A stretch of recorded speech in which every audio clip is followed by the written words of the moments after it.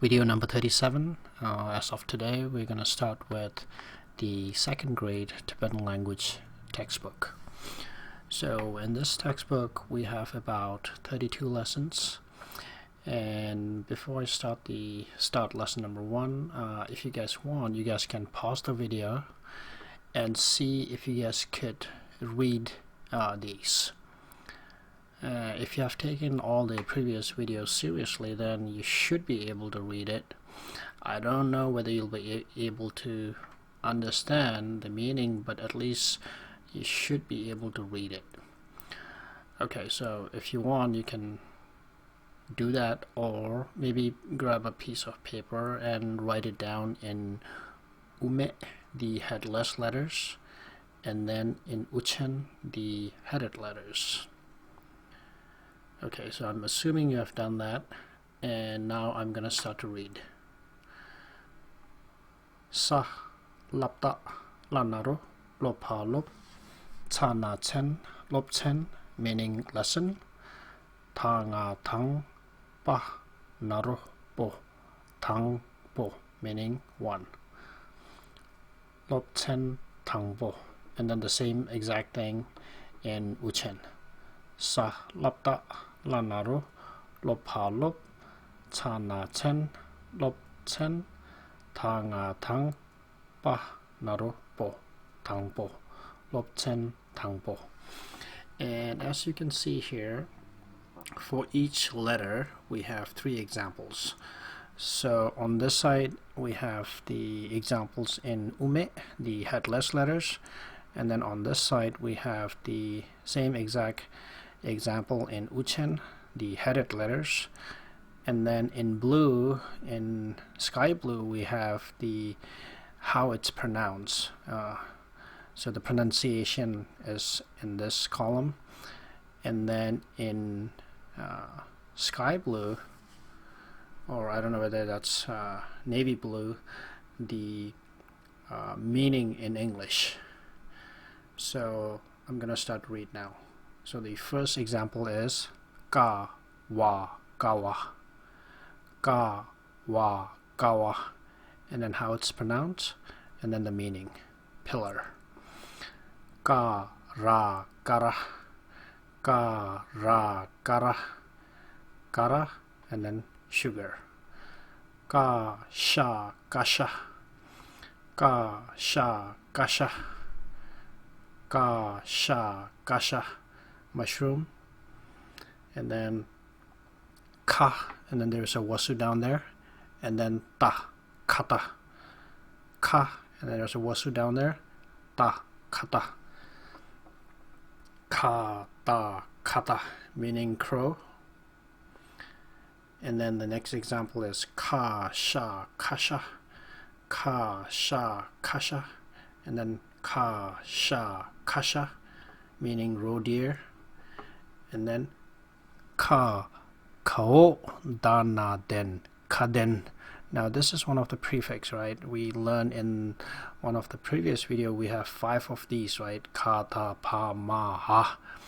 Like we have 5 letters that could be used as a prefix, and this is one of those. So this is ka kao dana den ka den, ka kao dana den ka den, ka den, meaning rug or carpet. And then the next letter is ka, and the example we have here is ka ha shabju wu kou, ka ha shabju wu kou, ka wu kou, necklace. And generally this one right here is worn by the women, and this is for the men. And then the next example is ka wasu pa kapa, ka wasu pa kapa, ka pa kapa. It's the white spot or the bold, like right there or right here. And then ka nga sa kang, ka nga sa kang, ka nga sa Kang. Kang means snow. So if you look at this example and this example here, over here the ka is acting as a prefix, and then down there ka is acting as a suffix. So depending on the word, sometimes this could be a prefix, sometimes it could be a suffix, so it really depends on the word. So that's so these are the examples for these three letters. So we have three examples each for each of these three letters. And now if we want to know a little bit more, so you could say, what is this? Or you could say, what is that? Or you could say, what are these? Or you could say, what are those, right? So what in Tibetan, it could be ka radengbo re kare kare cha kigu chi ka nga kang kare chi kang. They all mean what, depending on which part of Tibet you're from.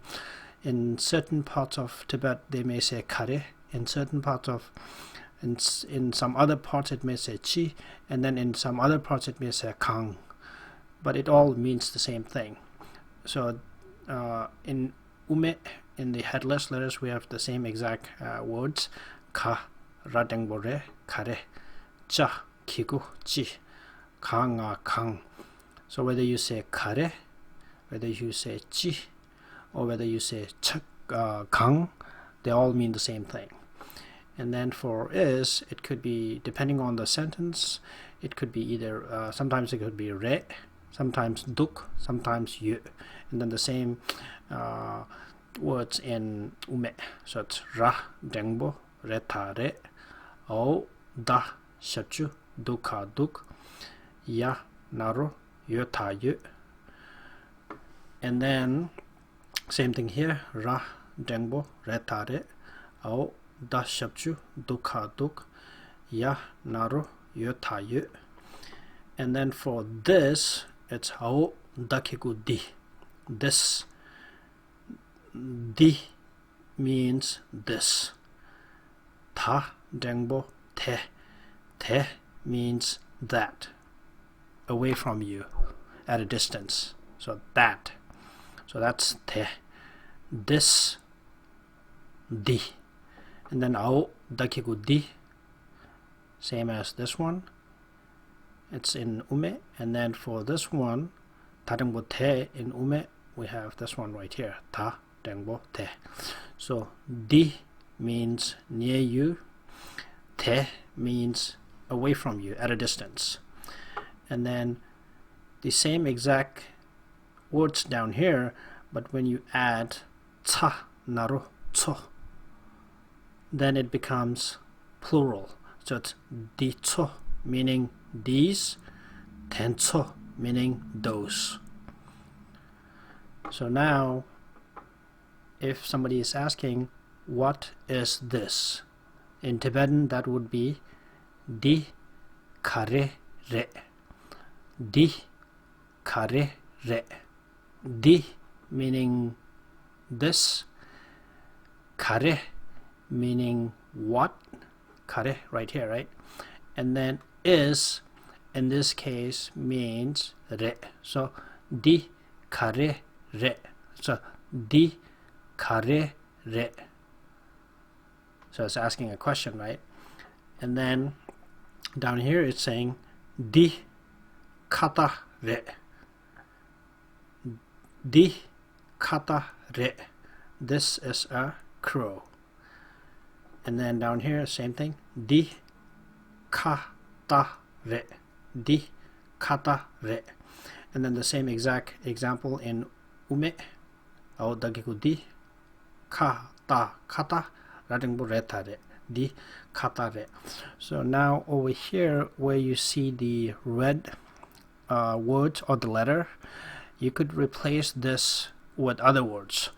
So like if you remember from the previous slide, so you could say di kawa re, di kasha re, di kara re, di kata re. This is the example we have right here.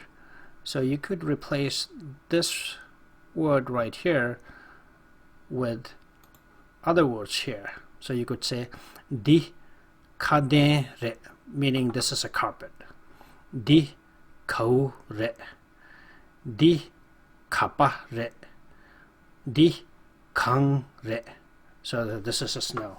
This is snow. So that's how you would. So basically, it's asking a question, and then the answer is given down here. How it's pronounced down here, the answer, and then how it's written in Ume, and then this example right here could be replaced with any of these words right here.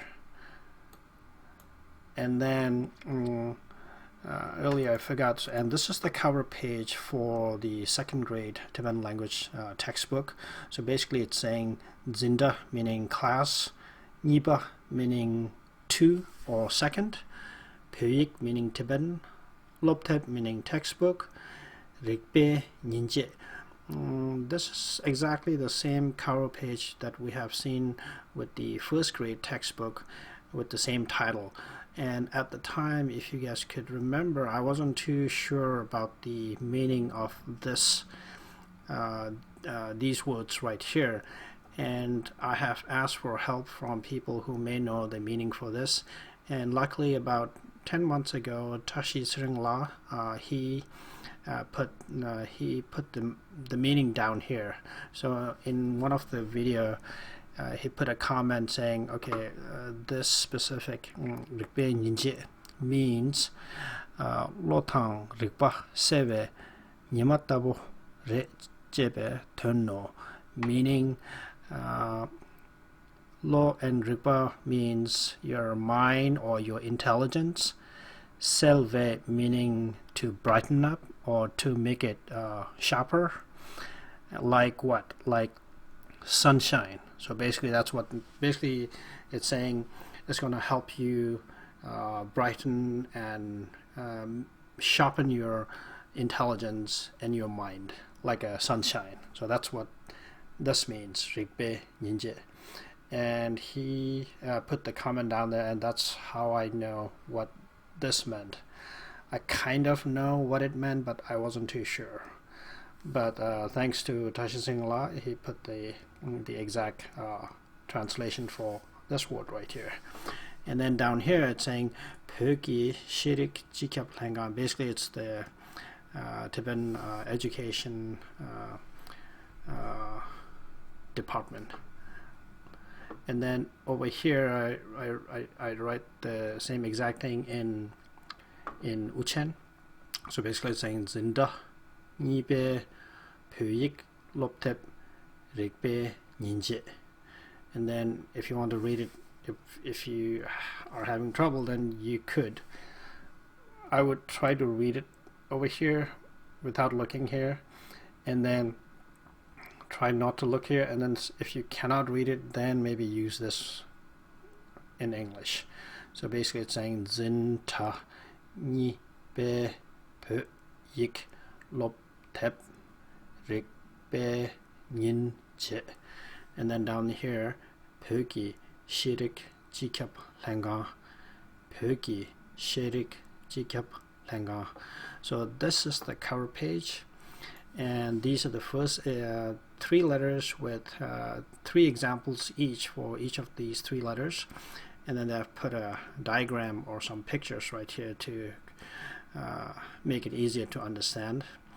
And over here I just put a question and an answer and how you would replace. So you could say dikarere to anything you see. So if you talk to a Tibetan, if you meet a Tibetan guy or a woman, you could say, if you want to ask what's that, what's this, you could say dikarere. If you want to ask what is that, then you have to replace di with te, right? That. So that would be te in Tibetan. So you could say te kare re. What is that? And then they could say te katare, meaning there's a crow at a distance, so you're pointing to that thing and saying te, that is a crow, instead of this is a crow if it's near to you. And so these are the examples, and then okay, so these are the examples here, and then this is just the sentence, some simple sentences. And until the next video, just keep practicing, and if possible, help others. If not, at least refrain from harming others. Thanks a lot.